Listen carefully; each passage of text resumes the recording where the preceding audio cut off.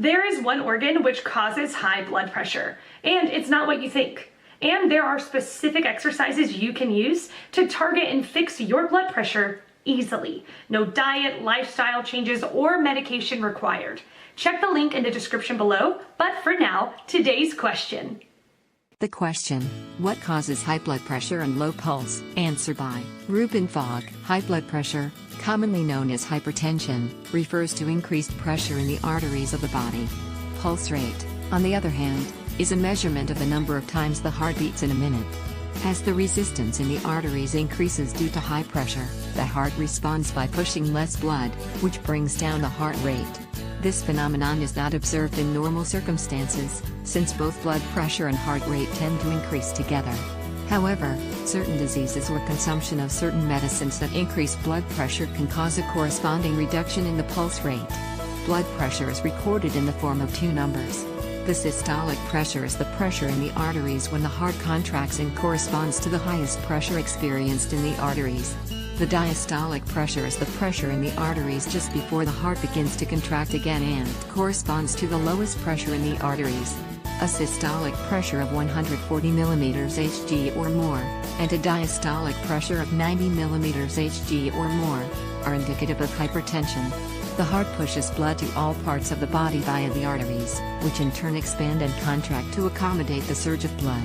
A resting pulse rate ranging from 60 to 100 is considered normal in adults, depending on the individual's levels of exercise, injury and illness. The symptoms for low heart rate are lethargy, breathlessness and fainting. In people who do heavy exercises, there might not be any symptoms.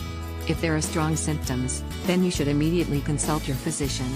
High blood pressure is also a condition that can go unnoticed until it manifests itself into situations like heart attack or stroke.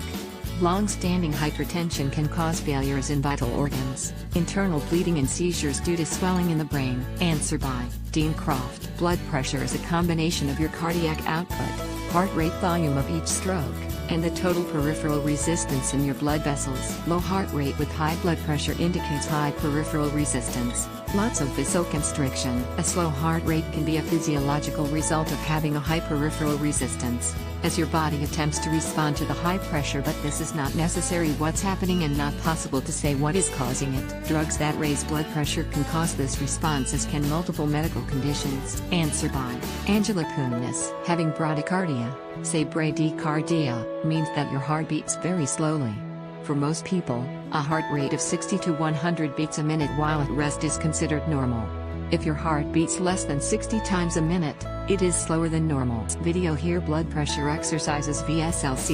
For some people, a slow heart rate does not cause any problems. It can be a sign of being very fit.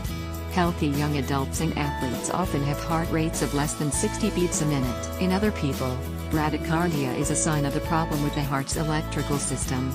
It means that the heart's natural pacemaker isn't working right, or that the electrical pathways of the heart are disrupted. In severe forms of bradycardia, the heart beats so slowly that it doesn't pump enough blood to meet the body's needs. This can cause symptoms and can be life-threatening. Men and women age 65 and older are most likely to develop a slow heart rate that needs treatment. As a person ages, the electrical system of the heart often doesn't function normally. Bradycardia is often the result of another heart condition, so taking steps to live a heart-healthy lifestyle will usually improve your overall health. The steps include: most people who get pacemakers lead normal, active lives. You will need to avoid things that have strong magnetic and electrical fields. These can keep your device from working right. But most electronic equipment and appliances are safe to use.